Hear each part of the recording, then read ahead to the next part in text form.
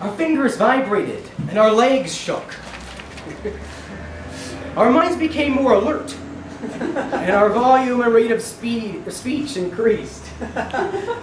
We caught each other up to speed on our lives with wit and articulation, and as we talked we felt the urge to rise out of our seats and pace around the room and make large gestures with our arms. And when we listened, we responded with only yeses and me toos. I'm gonna be a great reality traveler! Yes! Me too! Then, after a couple hours, came a sudden and sharp decline in energy.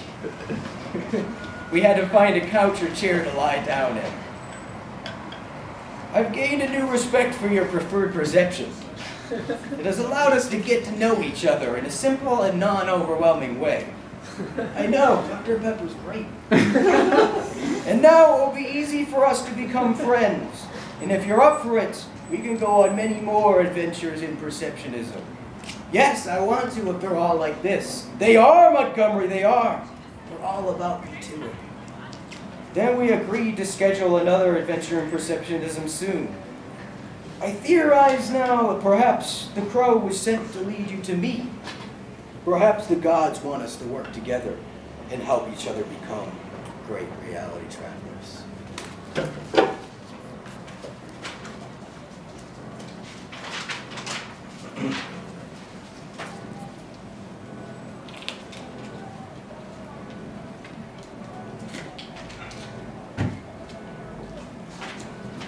Road reality. It was time to hit the road.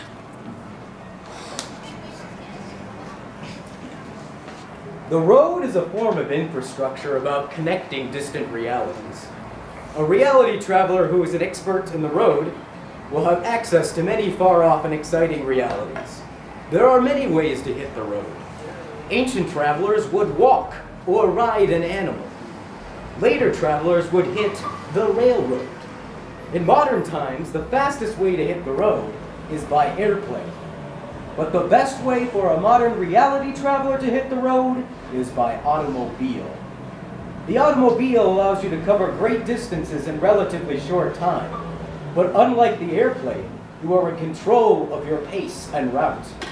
This allows a traveler an opportunity to take valuable detours and sidetracks beyond intended destinations.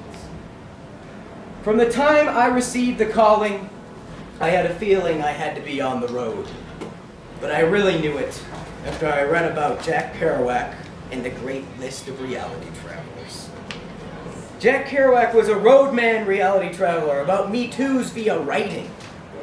A writer is a reality traveler who says, I do this, so that realities they've never even traveled to can read it and say, me too. Kerouac knew the more he could say he did, the more his readers could me too. So he hit the road back and forth across America over and over. And he teamed up with another roadman, Neal Cassady, who was the greatest driver ever. And together they mastered the road and jam-packed their trips with detours and sidetracks like hobo realities, and jazz musician realities, and brothel realities. And they both decided they were very excited to be alive. Then Kerouac wrote all about it in a novel called On the Road. Even though Jack Kerouac had been dead for many years, I Me Too'd the hell out of On the Road. And I knew I wanted to be a great driver like Neal Cassady and be up for driving to any reality in America. I had my parents' old, unreliable Dodge Stratus, but I decided I needed a better vehicle for such advanced road travel. So I brought a brand new golden, sparkly, all-wheel drive Subaru Impreza.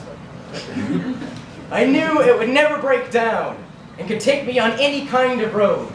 Highway roads, dirt roads, snow roads,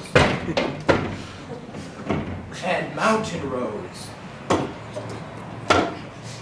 I named it Wings because I hoped maybe one day it would suddenly launch into the air and take me on the sky roads. The car was very expensive for me, and cost almost all of my pizza delivery money. But I had a strong feeling the gods wanted me to drive it. I packed wings lightly for the great trip. I brought my reality traveler uniform, which I was wearing, jeans, white t-shirt, jean jacket. I brought a special new dark blue tweed jacket that was just like the one the professor wore and I was gonna wear it for the wedding. I brought my old copy of On the Road for inspiration. I brought an old t-shirt for cleanup, just in case I would jerk off in the car. And of course, I brought the Great Trip Mix. 18 of my favorite songs, which could me too anybody.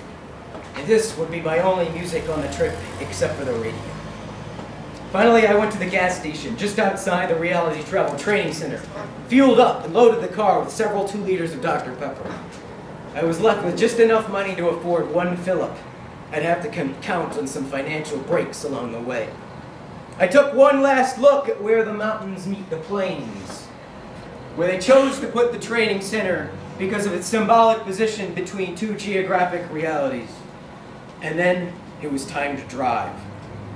But something suddenly overcame me, and I couldn't move. I didn't know how to get myself to start driving. I needed some advice, but the professor told me I couldn't call him on the trip unless I was dying. He said it would be good for me to be helpless and alone. So I called up Wolf. He was already in Philadelphia reality for the wedding, preparing for the wedding. I told him what was happening. I can't seem to lower my foot down on the gas pedal to make the car go forward. Is there some kind of pre-trip doubt booby trap I don't know about? Sounds like a little paralysis from traveler fear, Wolf said. No, you're right, it's fear. What if I'm too afraid to take on the great trip alone?